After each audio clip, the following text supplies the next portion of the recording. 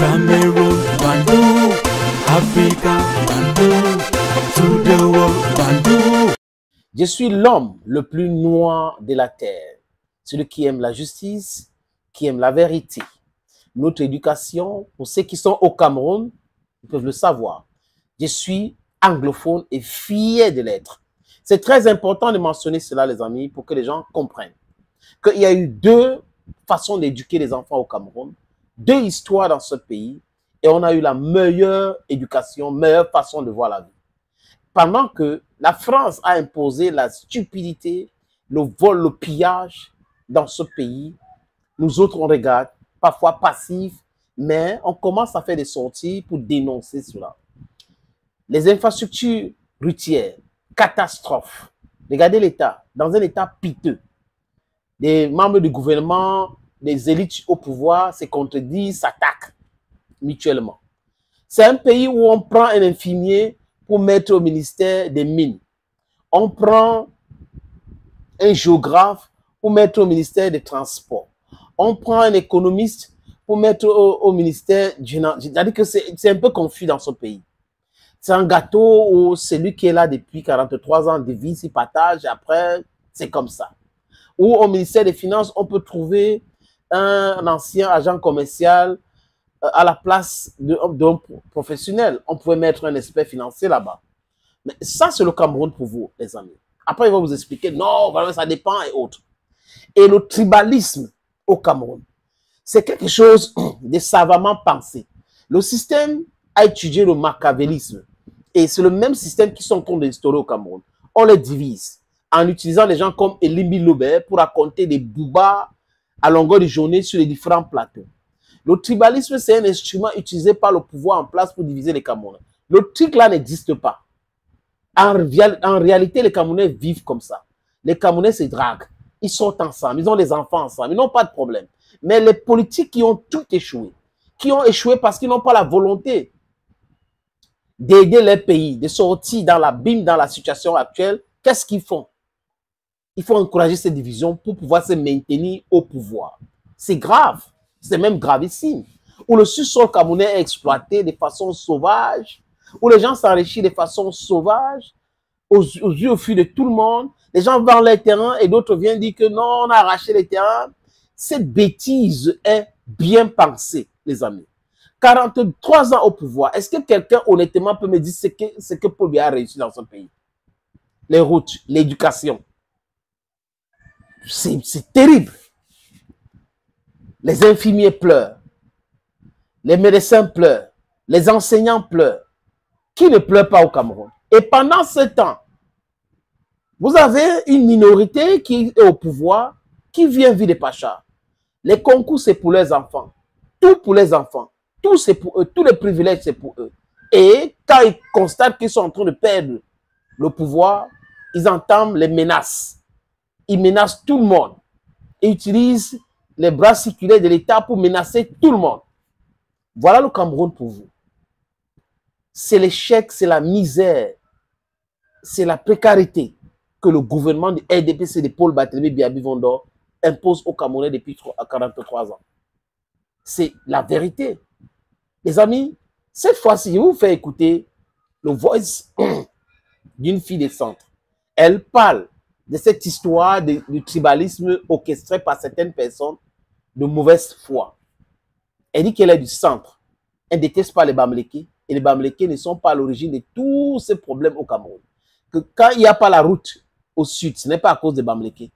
Quand on n'arrive pas à manger dans le centre, ce n'est pas à cause des Bamlékés. Quand on se pollue les terres, ce n'est pas les Bamlékés. C'est le pouvoir. Et ce pouvoir manipule les gens. Et certains pensent que oui, comme il vient du sud, c'est notre tour, on ne doit pas lâcher le pouvoir là. Voilà comment les gens réfléchissent.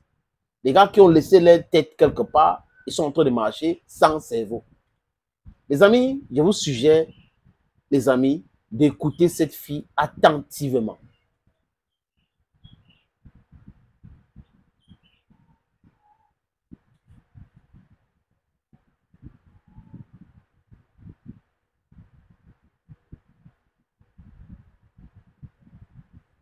Il faut l'écouter, hein.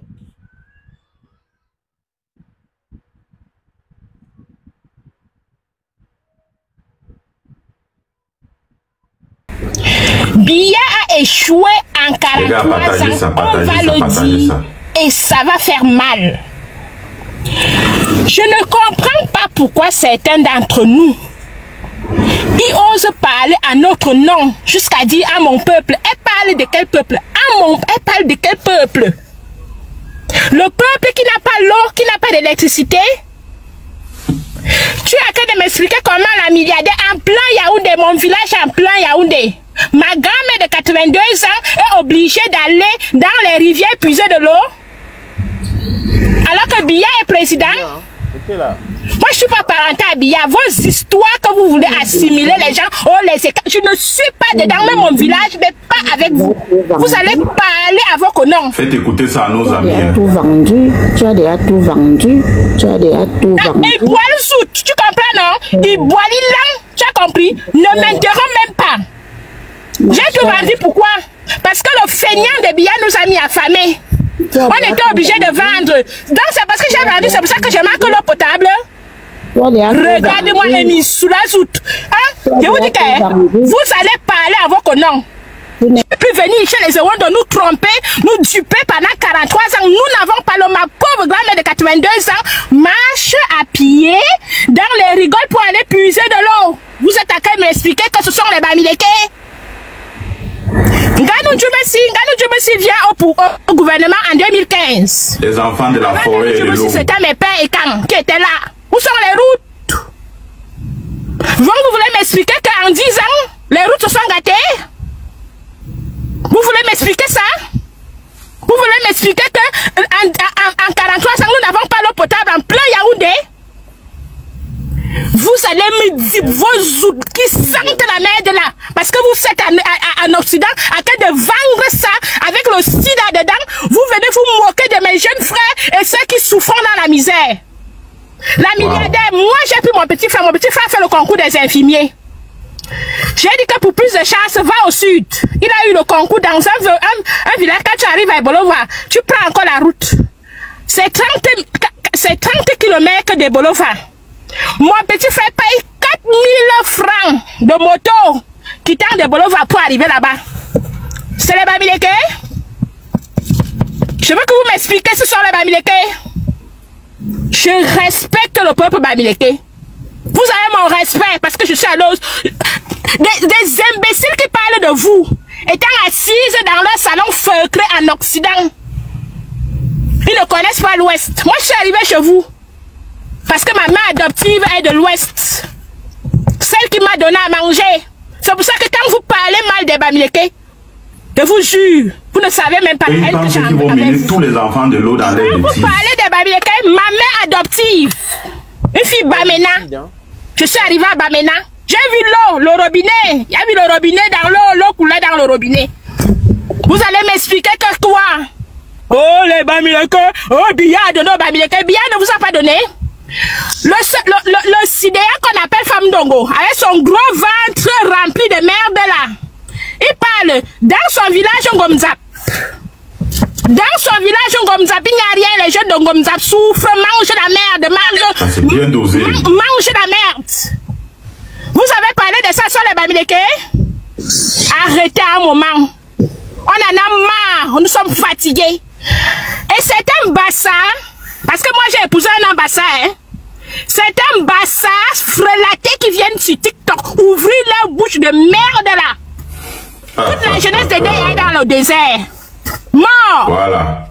Mais les petits frères de mon mari sont dans le désert en train de mourir. Toute la jeunesse de Deya à laquelle Dieu vit meilleur. Ce sont les Bamileke qui font ça. C'est ça, ma chérie. Celui qu'on appelle Ndonga Somba.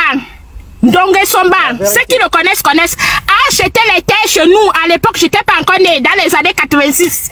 À 100 francs le mètre carré. Ma milliardaire aujourd'hui. Ces terres-là sont vendues à 25 000, à 30 000, à 40 000 le mètre carré. Un Bamileke est venu dans mon village. Je dis acheter tout. Je dis que les petits frères de ma grand-mère ont vendu tout. Je dis bien à vil prix. Ma milliardaire, je venais de sortir. J'ai eu un argent là. Je m'avais voir mon oncle, hein, mon grand-père. Je dis à mon grand-père que ouais, j'ai entendu que tu vends le truc là. J'ai en bordure de route, hein, mais je dis à mon grand-père là que ouais, vends-moi ça. Je dis bien mon grand-père dit de sa propre bouche qu'aucune pierre ne se déposera sur une autre. Il a vendu le terrain là à un gars Bamileke. Donc je dis mon oncle et moi, hein, dans la misère totale, c'est nous qui avons cotisé pour l'enterrer. Et si moi, aujourd'hui que je dois me lever pour aller combattre le gars Bamileke là, est-ce que c'est la faute du gars Bamileke là, la milliardaire? Tu comprends le mauvais cœur qui est en nous? La méchanceté, l'homme bêtis est méchant. Je dis mes frères, la méchanceté de mes frères, la sorcellerie. Quand j'entends celle de princesse, c'est quand on dit que les porcs. Voilà. Au village, on peut te tuer pour un morceau de porc. Il faut qu'on le dise. Il y a amené la misère chez nous, la misère. Et quand je vois les gens le soutenir, j'ai mal au cœur. Je remercie Dieu, je suis là où je suis. Merci à Voilà le Cameroun pour vous, les amis. Où des petits manipulateurs pensent que tout les est permis. Vous vendez votre terrain, vous venez vous plaindre, vous refusez de vendre à votre frère, votre soeur, votre enfant, quelqu'un d'autre vient acheter. Donc, et après, vous vous plaignez, vous criez partout. Le responsable de ça, c'est Paul Biya. Il a échoué dans la cohésion sociale, échoué à créer des emplois aux jeunes, échoué de donner les choses basiques au Cameroun, l'eau, l'électricité, le Cameroun. Regardez bien le Cameroun, tous les villages portent le nom d'un coup d'eau, mais on n'a pas les barrages. Nous, les anglophones, on avait ça à Yoké. Qu'est-ce que Aïdjo, le tyran Aïdjo, a fait? Avec la complicité de la France, etc., avec Paul Biya, ils ont stoppé et détruit cela. Pawakam. Et je crois qu'il y a l'autre Acham, construit par les Allemands. Voilà comment les